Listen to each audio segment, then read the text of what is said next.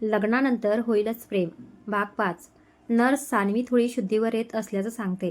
तसं माही आणि आरव धावतच आत जातात. माही आत जाऊन सान्वीचा हात हातात घेते आणि तिला आवाज देते. माहीच्या डोळ्यातलं पाणी थांबतच नसतं. नकळतपणे ती बोलूनच जाते. किती ग माझी सान्वी आज खुश होती दुपारपासून. एवढे दिवस ज्याची डोळ्यात प्राण आणून वाट बघत होती, तो तिचा जीव, तिचा आरव तिला आज भेटला होता. हवेतच उडत होती आणि अचानक आपण काय बोललो हे तिला कळतं. तशी ती जीभ दातात जाऊन आणि एक डोळा बंद करून आरवकडे बघते. तो पण चकित होऊन प्रश्नार्थक नजरेने माहीकडे बघतो. पण परिस्थिती योग्य नाही हे समजून एक स्माईल करत तो डोळ्यांनीच तिला धीर देतो. सान्वी, या माझं वेळ बाळ. नाही नाही, शान बाळ, उठ ना ग. प्लीज कर ना बडबड चालू तुझी. मी नाही कंटाळणार. एकीन शांतपणे, खरंच, पण उठ ना ग. असं बोलून माही पण परत रडायला लागते. तशी सान्वी हळूहळू डोळे उघडायचा प्रयत्न करते. आरव हलकीशी स्माईल देतो. तशी माही बोलते, माझी गुडगल, ते तुला उठावंच लागणार.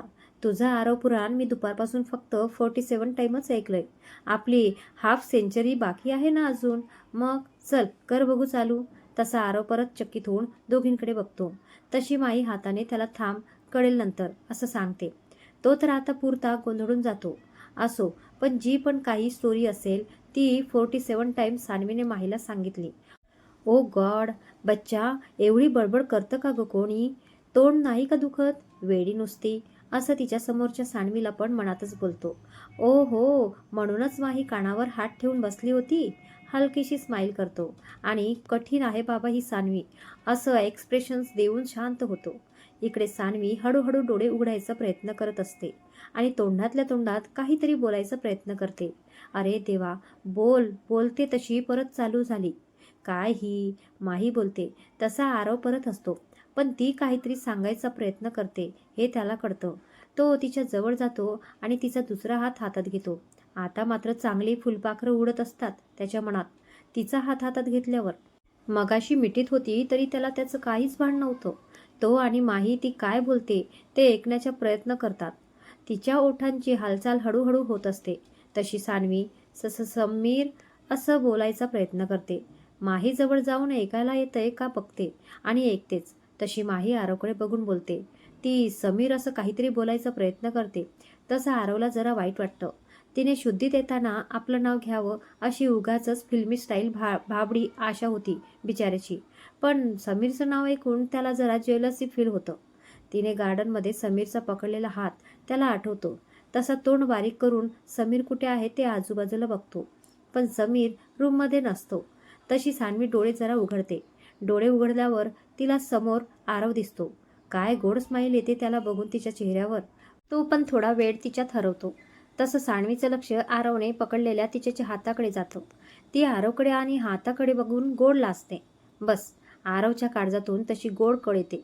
आरव मनातच म्हणतो, काय लाजली यात, जीवच जायचं बाकी होता.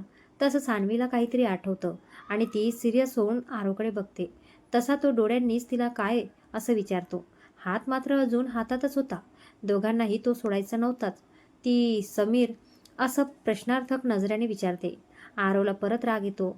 तो तिच्या हातातून हात सोडवत रागातच समीरला बघायला बाहेर येतो. ह्याला काय झालं फुगायला? सान्वी विचार करत बसते. आरव बाहेर येऊन बघतो तर समीर तसाच सुन्न होऊन बसलेला असतो. डोळ्यातलं पाणी काही थांबत नव्हतं त्याच्या. तसा आरवला पण वाईट वाटतं. जरा राग कमी पण होतो आणि आरव त्याच्याजवळ जाऊन त्याच्या खांद्यावर टॅप करतो. तसा समीर दचकून आरवकडे बघतो आणि मिठी मारून रडायला लागतो. आरव, सान्वीला काही होणार नाही ना? ती बरी आहे ना? तिला काही झालं तर? समीर पुढे काही बोलणार तेवढ्यात आरव त्याला स्वतःपासून रागातच साईडला करतो. जडका कुठला, आली शुद्धीत ती, असं जरा रागातच बोलतो. तसा समीर त्याला तिथेच ठेवून पडतच सान्वीच्या रूममध्ये जातो. आरवला राग अनावर होतो. आरवला मंदिरात समीरने सान्वीला सिस्टर बोलल्यावर तिनेच चिडून त्याचं नाव विचारणं आठवतं. गार्डनमध्ये त्याचा हात पकडते ते आठवतं. बेशुद्ध होताना पण त्याचं नाव घेते ते आठवतं. शुद्धीत येताना पण त्याचंच नाव घेते ते आठवतं. आणि सान्वी बेशुद्ध असताना समीरला झालेला त्रास आणि ती शुद्धीत आली तशी समीर त्याला तसं सोडून तिच्याकडे पळाला. ह्या सगळ्याचा भयंकर त्रास त्याला होतो. रागातच मुठी आवडतो. तसा त्याच्या खांद्यावर कोणीतरी हात ठेवतं. बघतो तर सान्वीचे बाबा असतात. तसा तो सान्वी शुद्धीवर आल्याचं सांगतो. तसे ते सान्वीच्या रूमकडे जायला निघतात. त्याला पण चल म्हणतात, पण समीर आणि सान्वी एकत्र तिथे असतात म्हणून तो तिथे जायचं टाळतो. पण सान्वी बेशुद्ध असताना आरवला झालेला त्रास सान्वीचे बाबा बघतात म्हणून त्याला जबरदस्ती घेऊन जातात. सान्वीच्या रूमच्या दरवाजात जाऊन उभे राहतात आणि बघतात तर समीर सान्वीच्या हातात घेऊन बसलेला असतो. आता मात्र आरवला अनावर होतं सगळं. तो रागातच तिथून जायला निघतो. पण तेवढ्यात त्याला कानावर समीर आणि सान्वीचं बोलणं पडतं आणि तो तिथेच थांबतो. समीर अचानक तिचा हात सोडून चिडूनच तिच्याशी बोलतो. झालं झाशीची राणी मर्दांगी दाखवून की अजून काही बाकी आहे? काय गरज होती मला ढकलायची? तो साप मला चावणार होता, पण मला वाचवायला तू स्वतःचा जीव धोक्यात घातला. तसं आरव आणि बाबा शॉक होतात. त्यांना हे काय माहीतच नसतं. आरव तर रडायचंच बाकी होता. त्याला तर आता खात्रीच पटते की समीर आणि सान्वीच्या मनात एकमेकांविषयी काहीतरी आहे. नाहीतर उगाच जीव वाचवेल का सान्वी त्याचा? त्याचं अंग रागाने थरथरायला लागतं. तेवढ्यात सान्वीचं बोलणं कानावर येतं. काय गरज होती म्हणजे काय? सिस्टर बोललास ना मला? मग काय फक्त नावापुरतं नाव असतं का फक्त? तुझी मी गार्डनमध्ये माहीसोबत माझा भाऊ म्हणून ओळख करून दिली ना. मग मग माझ्या भावाला वाचवणं माझं कर्तव्यच आहे ना. माझ्या जागी जर दुसरी खरीवाली सख्खी बहीण असती तर ती बघत बसली असती का? वाचवलंच असतं ना तुला. मग मी काय फक्त नावापुरती बहीण आहे का तुझी? ही सान्वी नुसतं नातं जोडत नाही, शेवटच्या श्वासापर्यंत सांभाळते पण. इतनी जल्दी छुटकारा नाही मिलेगा भैया इस सान्वी से. शेवटचं वाक्य मात्र नाटकी अंदाजात बोलते. समीरला हुंदकाच आवरत नाही. तो जोरात जाऊन सान्वीला मिठीच मारतो आणि बोलतो, सख्ख्या बहिणीने पण हेच केलं ग.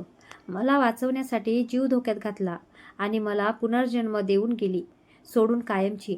आणि तू पण भावाचं नातं जोडलंस आणि लगेच हे असं झालं.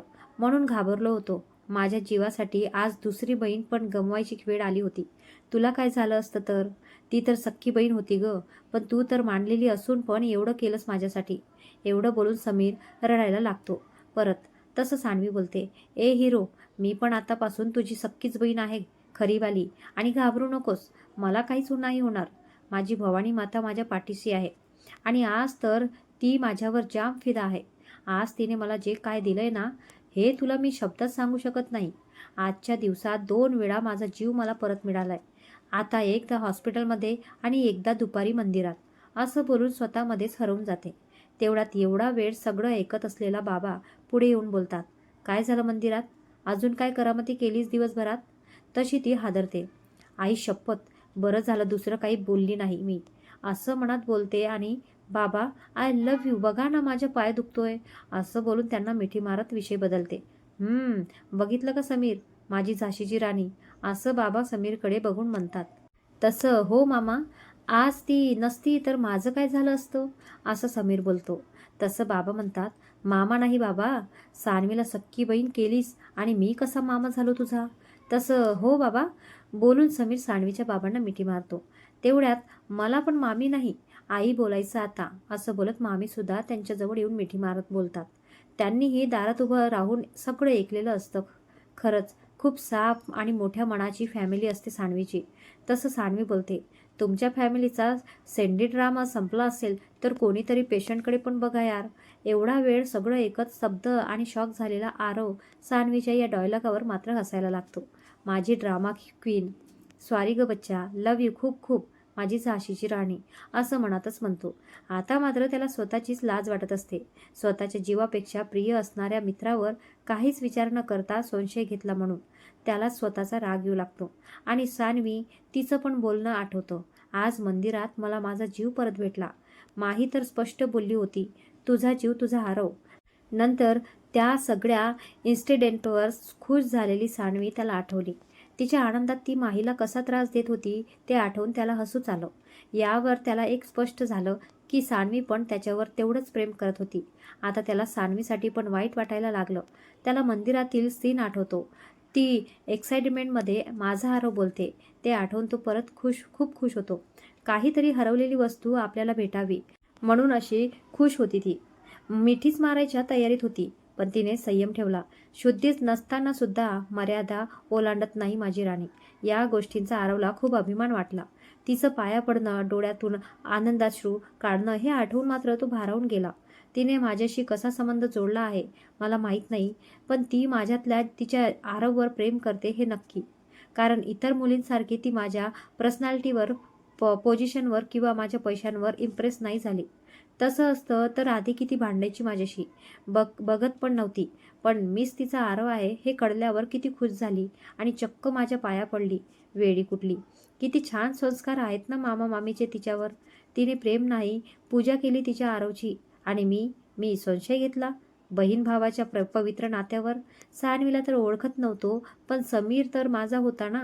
खरंच नाती निभवायच्या लायकीचाच नाही मी. सिट यार. विचार करत करत आरव डोकं धरून बाहेर बाकावर बसला होता. तेवढ्यात समीर बाहेर आला. त्याने आरवला हाताने हलवलं आणि म्हणाला, आरव, बरी आहे ती आता. चल, आपल्याला मॅचला जायचं ना.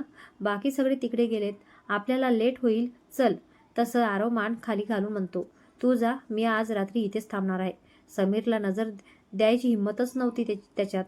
तर समीर बोलतो, अरे मी पण नाहीच बोललो, पण सान्वी ऐकत नाही. तसं मामा आवाज देतात आणि दोघेही परत आत जातात. सान्वीचे बाबा म्हणतात, अरे तुम्हा दोघांना मॅचसाठी जायचं असेल ना, चला मला पण जायचंय, निघू सोबतच. मी नव्हतो जात, पण सान्वी ऐकत नाहीये. तसं आरव म्हणतो, मामा तुम्ही आणि समीर जा, मी आहे इथेच, मी कुठेही जाणार नाहीये. काय खुश झाली सान्वी. पण त्या मॅच राज्यस्तरीय होत्या म्हणून तर मुंबईमधून एवढे स्पेशल लोक आले होते. पुढे परफॉर्मन्स बघून मोठ्या मोठ्या कंपन्या चांगल्या प्लेयर्सना त्यांच्या टीमकडून सिलेक्ट करणार होत्या. म्हणून सान्वी आरवकडे बघून बोलते, सगळ्यांनाच जायला सांगितलंय मी. कालच मॅचचं कौतुक संपलं, आज मला आजच्या मॅचचं कौतुक ऐकायचं. आरवचा परफॉर्मन्स सान्वीला तिच्या मैत्रिणीकडून कळलेला असतो आणि शेवटी त्याच्या करिअरचाही प्रश्न होता. तसं आरव तिला रागातच एक लूक देतो.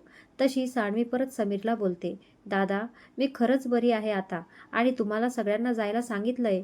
तिचे बाबा तोपर्यंत बाहेर निघून गेलेले असतात. त्यांच्या मनात जरा वेगळंच काहीतरी चालू असतं. तसं आरव ओके बोलतो, पण माझी मॅच संपली की मी डायरेक्ट हॉस्पिटललाच येणार, असं खुन्नस देत सान्वीला सांगतो. तसं सान्वी असते आणि बोलते, बरं बाबा ठीक आहे, आणि समीर दादू बेस्ट ऑफ लक. आणि आरवकडे बघूनही बेस्ट ऑफ लक मिस्टर मुच्छड बोलते. तसा आरव रागातच बॉक्स टाईप स्माईल करतो. ॲटिट्यूड दुसरं काय. तशी सान्वी म्हणते, समीर दादू मिस्टर मुच्छडला सांग घाबरू नका, मी फक्त गुड लक दिलाय त्यांना, दादा नाही बनवलंय. त्याचं कालचं बोलणं सान्वीने ऐकलेलं असतं, पण तेव्हाची सिच्युएशन्स वेगळी होती. आता मात्र आरव मनापासून असतो आणि लाजतोसुद्धा. प्रेमाने तिच्याकडे बघत म्हणतो, काळजी घे नकटे, मी येतो लवकर, असं बोलून तिचं नाक हळूच ओढतो. तशी सान्वी डोळ्यांनीच हो म्हणते आणि परत गोड लाजते. आरव परत वेडा होतो. तसं समीर म्हणतो, तुमचं आज होईल ना, आपल्याला निघायचे आरव. तसं आरव सान्वीकडे बघत स्माईल करत बाहेर निघून जातो. समीर सोबत अजूनही नजर मिळवत नसतो. बाहेर सान्वीची आई आणि बाबा माहीला घरी जा म्हणून समजवत असतात. तेवढ्यात आरव आणि समीर तिथे येतात. माही पण ठणकावून सांगते, काका काकू मला कोणीच काहीच सांगू नका, मी सान्वीला टाकून कुठेच जाणार नाही, असं बोलून सान्वीच्या खोलीत निघून जाते. तसं सान्वीचे आई बाबा त्यांच्या गाडीत, तर आरव समीर त्यांच्या गाडीत घरी जायला निघतात. त्यांना फ्रेश होऊन ग्राउंडवर जायचं असतं. गाडीत आरव शांतच असतो, अजून पण समीरसोबत नजर मिळवत नसतो. ड्राईव्ह करत असतो. तसं समीर त्याला आवाज देतो, आरव. तसं तो त्याच्याकडे न बघता फक्त बोल ना, एवढंच बोलतो. तसं समीर त्याला बोलतो, आरव माझ्या डोळ्यात काहीतरी गेलंय. तसं आरव त्याच्याकडे न बघताच बोलतो, तुझी नाटक बाकी सगळ्यांना सांग, मला नको, मी चांगला ओळखतो तुला, काही गेलं नाही डोळ्यात तुझ्या.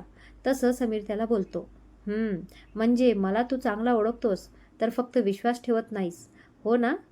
तसा आरव कचकन ब्रेक मारतो आणि म्हणतो, असं काय बोलतोय समीर, मी कधी विश्वास नाही ठेवला तुझ्यावर.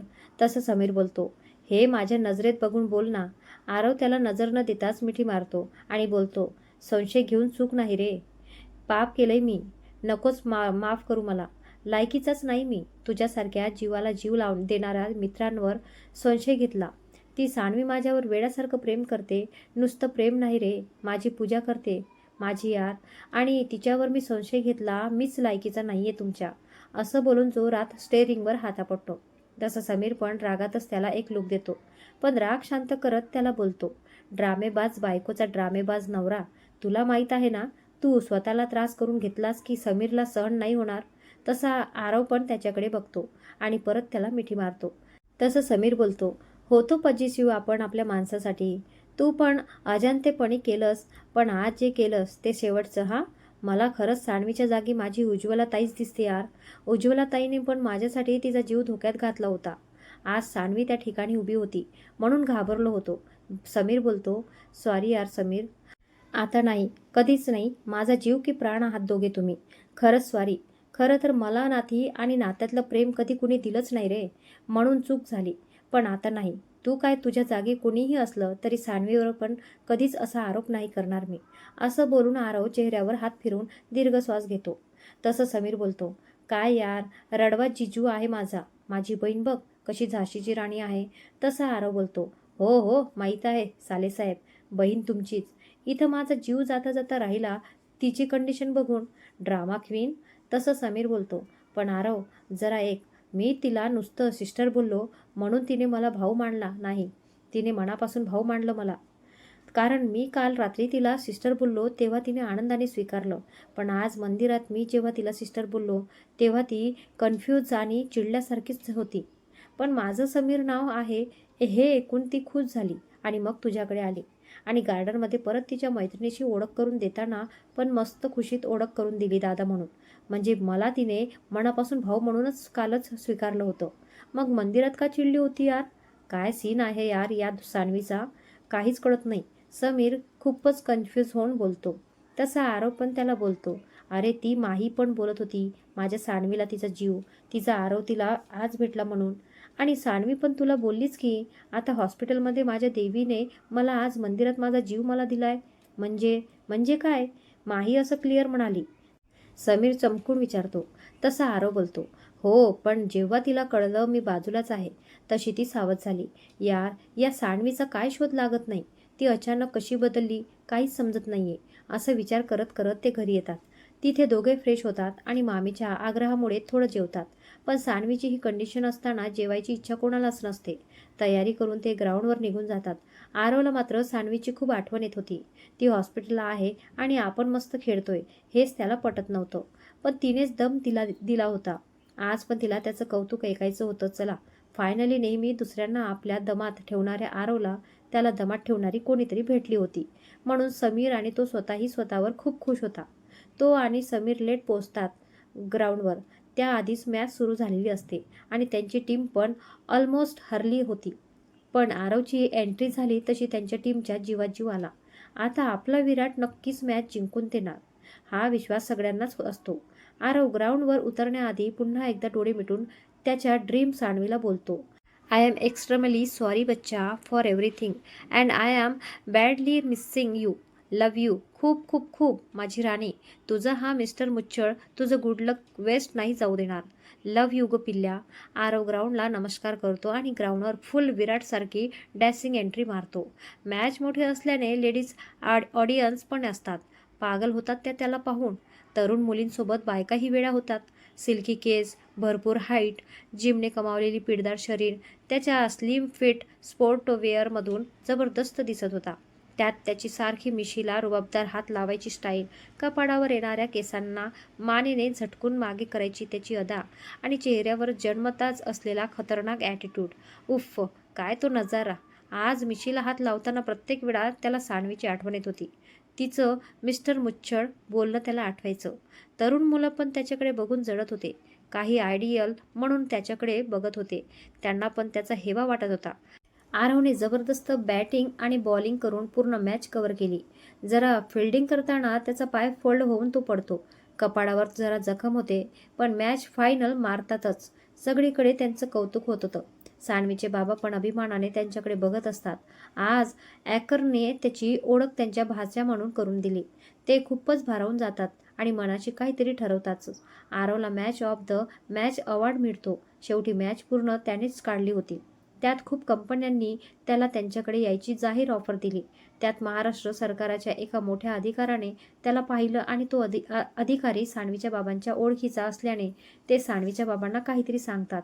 सान्वीचे बाबा आरवला कंपनीच्या लोकांना आता काहीच कबूल करू नकोस, नंतर कळव, आधी मला तुझ्याशी बोलायचं आहे महत्त्वाचा असं सांगतात. त्यांच्या सगळ्या मित्रांना सकाळी ऑफिसला जायचं असतं. म्हणून ते लगेच मुंबईला जायचं ठरवतात. आरव आणि समीरला सानवीला या परिस्थितीत ठेवून जाणं योग्य वाटत नव्हतं. ते दोघेही अस्वस्थ होतात. सानवीचे बाबा त्यांची परिस्थिती ओळखतात आणि बोलतात, आरव आणि समीर, तुम्ही दोघे उद्याचा दिवस थांबलात तर बरं होईल. मलाही जरा आधार होईल आणि तुमच्या दोघांशी महत्त्वाचं बोलायचं पण आहे. तसं दोघेही जरा टेन्शनमध्ये येतात. पण ठीक आहे बोलतात आणि राहायला तयार होतात. त्यांना पण तेच हवं होतं. पण मग गाडीचा प्रॉब्लेम होता. तसं सानवीचे बाबा म्हणतात, तुमच्या दोन्ही गाड्या त्यांना घेऊन जाऊ द्या. तुम्ही दोघे माझी गाडी घेऊन जा. परत कधी सुट्टी मिळेल तेव्हा गाडी सोडवायला या. मी तोपर्यंत बाईकने ॲडजस्ट करीन. नाहीतर मला हल्ली ऑफिसच्या कामासाठी मुंबईला जास्त फेऱ्या माराव्या लागतात. माझी फेरी झाली तर मी घेऊन येईन. तसं सगळेच प्रॉब्लेम सॉल्व्ह होतात. त्याचे मित्र मुंबईला जायला निघतात आणि आरव समीर हॉस्पिटलला जायला निघतात. तसं सानवीच्या बाबांना भरूनच येतं. एवढे थकलेले असूनही त्यांना स्वतःच्या आरामापेक्षा सानवी महत्त्वाची वाटते. याचं त्यांना कौतुक वाटतं. आरव सानवीच्या नात्याचं गुपित आता उलगडणार का? आणि सानवीच्या बाबांनी आरवशी नेमकं काय ठरवलंय? पुढचा भाग चुकवू नका. लाईक करा आणि सबस्क्राईब करून ठेवा. तर भेटूया अशाच पुढील भागात. धन्यवाद.